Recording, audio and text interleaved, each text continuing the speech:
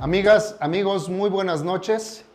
Continuando con esta serie de programas informativos, el día de hoy vamos a platicar sobre diversas disposiciones contenidas en la Constitución Política de la Ciudad de México.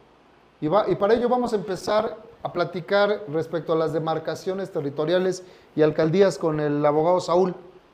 Adelante, abogado, por favor. Muy bien, bueno, pues buenas noches a todos los televidentes que nos acompañan el día de hoy. Fíjate que el tema de las demarcaciones territoriales de la Ciudad de México es una situación muy peculiar, en el sentido de que la reestructuración política y administrativa de la Ciudad de México fue la principal razón por la que se diera la reforma política de la Ciudad de México, que desembocó en la Constitución del 2017. Toda esta necesidad de que las fuerzas políticas y la ciudadanía de la ciudad pudiera tener un mayor alcance dentro de la estructura de los gobiernos aquí en la capital, pues nos obligó al debate. Y no solamente nos obligó al debate al interior de la propia capital, sino que obligó al debate constitucional, de hecho. Porque como es bien sabido, antes de esta reforma política, la ciudad estaba regida bajo lo establecido en el artículo 122 de la Constitución Política de los Estados Unidos Mexicanos, la cual le daba vida al Estatuto de Gobierno de la Ciudad de México, que era una suerte de constitución muy light.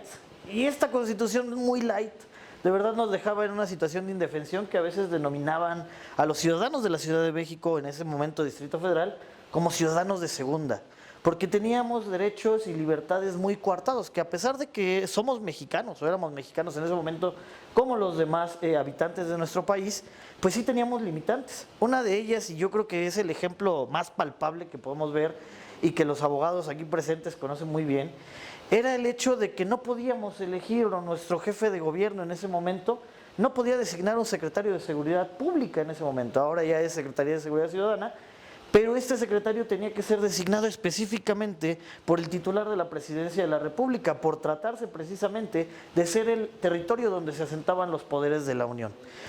Entonces, pues todo esto nos obliga a que se lleve a debate la situación y desemboca en el Congreso Constituyente del 17, que fue un Congreso Constituyente elegido democráticamente en la ciudad, al que se le dio la posibilidad, dentro del marco de la reforma al artículo 122 de la Constitución, de crear la Constitución de la Ciudad de México.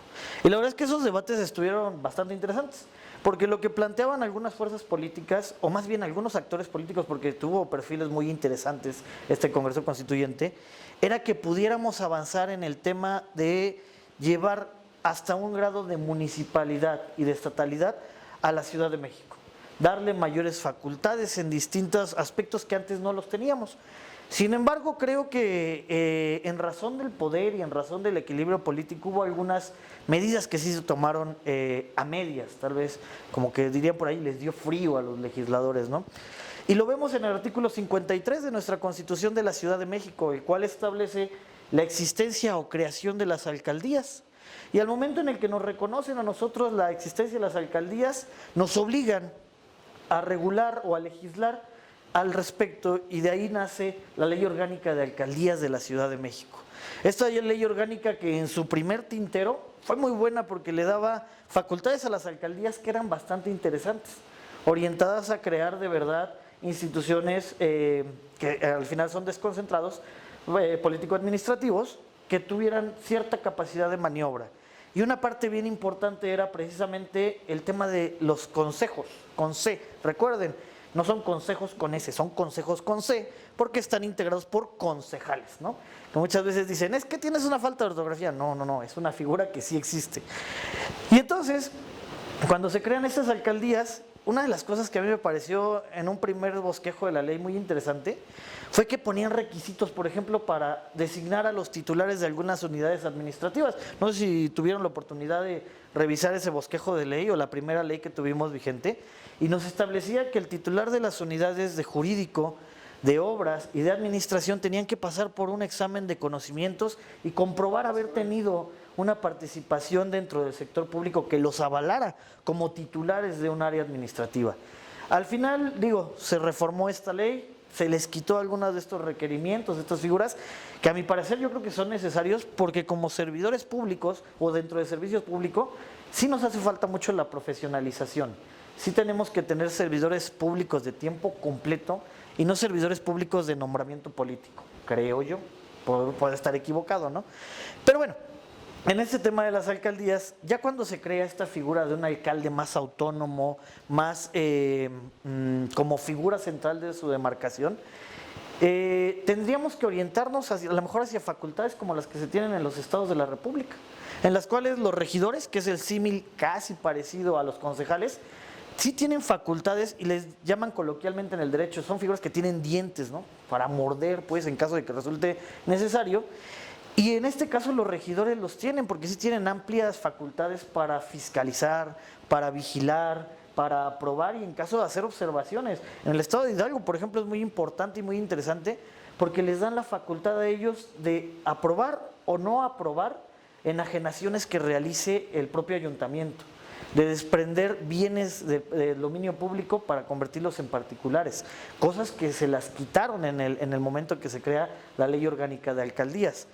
Ha habido un debate al interior del Congreso de la Ciudad en este último año al respecto de qué facultades le tenemos que dar a los consejos, o les tienen que dar los diputados a los consejos, para que puedan ser más eficientes y la figura del concejal sea de verdad valorada en su justa dimensión. Desafortunadamente se les tiene relegados en la mayoría de las alcaldías, porque si no estás con el alcalde, estás contra él, ¿no? No sé a quién me suena. Que déjame interrumpirte aquí un momento. Claro. Porque nuestro siguiente, en unos días más estaremos hablando propiamente, amigas, amigos, ya en detalle, de lo que es la Ley Orgánica de las Alcaldías. Facultades, obligaciones y sobre todo deberes que cumplir por parte del alcalde, que eso es sumamente interesante. ¿Y todo esto por qué? Porque pues abordando el tema político, ¿no? A veces pareciera que una campaña se torna en una promesa de cumplir con mi trabajo. Señores, eso no. O sea, hay que hacer y conocer verdaderamente las facultades y obligaciones que se tienen en este órgano político administrativo para que no me vendan eso como una promesa de campaña. Y estoy seguro que ahí nos vamos a volver a encontrar, abogados, ¿eh?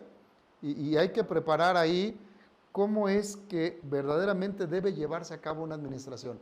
El tema de los perfiles, sensacional, contemplado en la ley orgánica, emanado desde la Constitución Política de la Ciudad de México, pero afortunadamente, desde mi posición, es que hoy hay que demostrar que hay capacidad y experiencia, sea en el sector público o privado, y tener una trayectoria. Y eso al final se va a convertir en tener servidores públicos efectivamente de tiempo completo, pero que realmente conozcan su trabajo. Y el tema de los concejales sí se ha tornado. Recuerdo una disposición transitoria que nos puso en la primera elección a 10 concejales a todas las alcaldías, ¿no? Sin embargo, en este proceso que estamos iniciando, que iniciamos el mes pasado, este proceso electoral, abogado, ya no van a ser nada más 10. Se modifica ya el número por cuestión del número de habitantes. Y coincido plenamente. ¿Cómo encontrar la fórmula para que esos concejales fueran autónomos? ¿Qué podría suceder? ¿Qué debería existir? Es que en realidad no es que el concejal necesite ser autónomo. Más bien necesitamos primero tener los mecanismos necesarios para que la ciudadanía identifique lo que es un concejal. Quien está metido en política evidentemente va a saber de qué se trata la figura, porque en los estados, políticamente hablando, es el primer escalón político. Lo primero que buscan son ser regidores y ya de ahí van creciendo. Y tienen una cercanía muy directa con la gente porque les permite en muchos momentos, o más bien su habilidad política les permite hacer gestión y cercanía. Aquí en la ciudad están tan acotados que la verdad es que si tú le preguntas a un ciudadano, oye, ¿qué hace un concejal? Te va a decir, primero, ¿qué es un concejal, no? ¿Qué es eso? ¿Quiénes son? ¿No? Y muchas veces piensan o se hace parecer que pertenecen a la estructura de la alcaldía y no es así, no debe de ser así.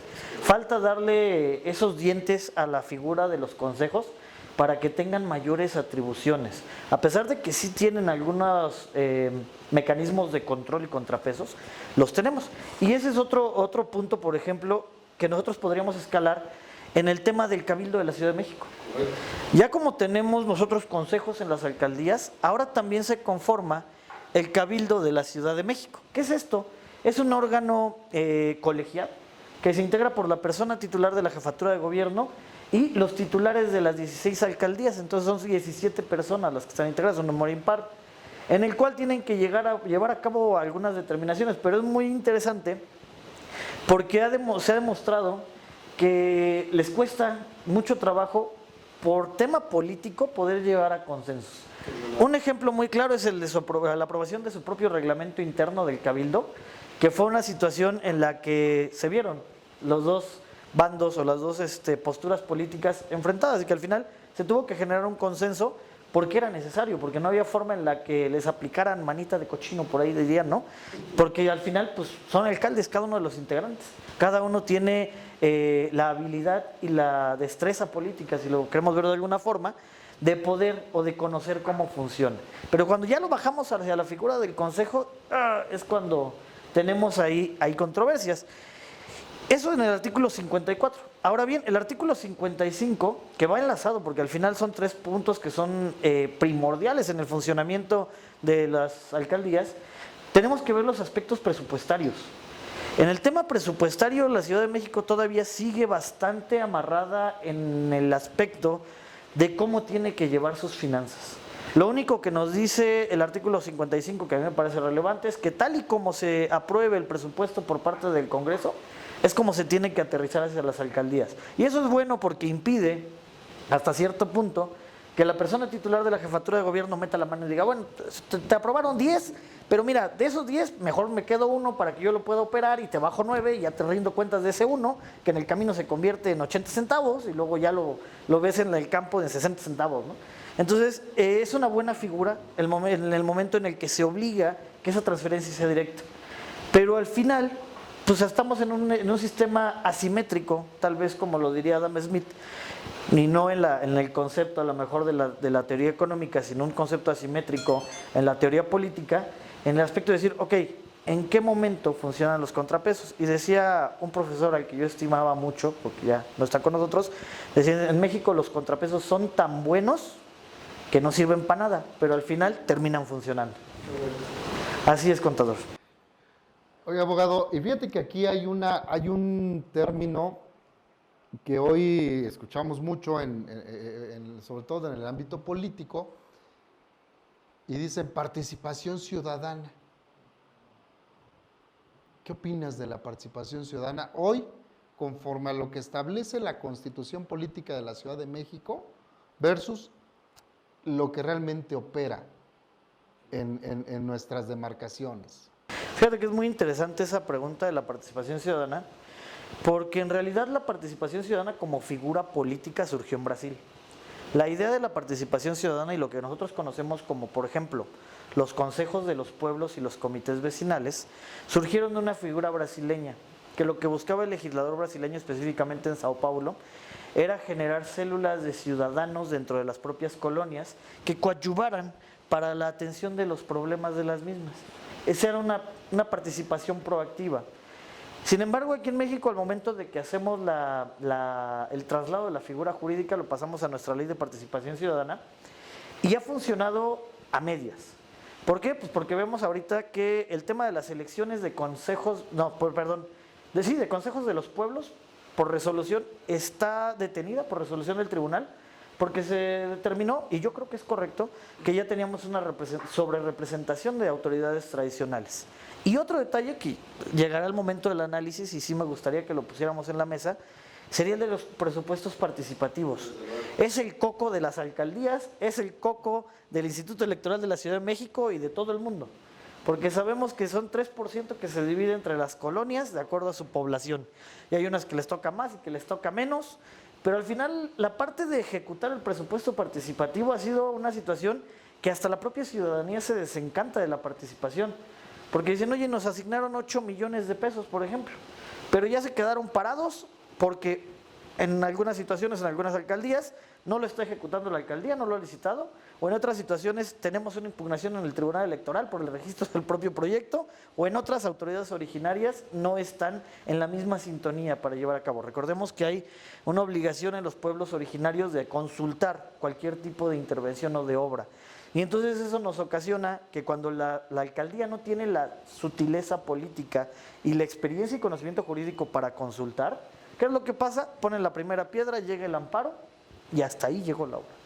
Y entonces toda la ciudadanía que puso su tiempo para sacar en adelante este proyecto de participación ciudadana, pues se quedan en el aire, ¿no? Y decepcionados. Y al final la inexperiencia o la falta de tacto político de una alcaldía te origina un conflicto entre la autoridad originaria y los que participaron en el proyecto. Fíjate que aquí tengo un comentario y a ver qué opinan, abogados. Digo, y si no, pues piénsenlo. Por ahí decían que los contadores también somos necesarios. Y cuando los contadores nos da por estudiar derecho, pues nos volvemos un poquito más necesarios. ¿Y a qué me refiero? Efectivamente, las reglas del presupuesto participativo están muy establecidas, muy claras, y como mucho en nuestro país está escrito. Aquí el tema es, operativamente, ¿cuántos presupuestos participativos tienes en una alcaldía? ¿La gente tiene una necesidad o tiene una inquietud distinta? Y eso nos lleva a que cada uno pretenda ejercer su presupuesto en una diversidad de proyectos increíble. Se los dejo como para que lo pensemos, porque seguramente este va a ser un tema que vamos a platicar. Por esta ocasión, abogado, muchísimas gracias. La ciudadanía y el ejercicio democrático, un tema verdaderamente importante y que estaremos abordando con otras leyes, con otros reglamentos, con un mayor detalle. Y espero contar con su presencia para que podamos desglosar esos temas. Por el momento, amigos, los invito a que vean nuestras cápsulas respecto a los programas que hemos llevado a cabo con los adultos mayores. Me llamo Leonor Narváez Montes y estoy por aquí y me pasé a checarlo.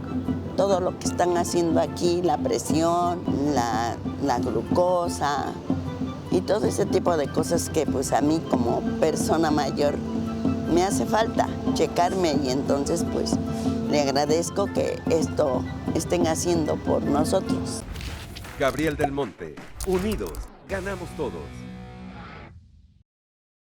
Esas actividades que son y han sido tan bien recibidas por nuestros adultos y que vamos a continuar con ellas.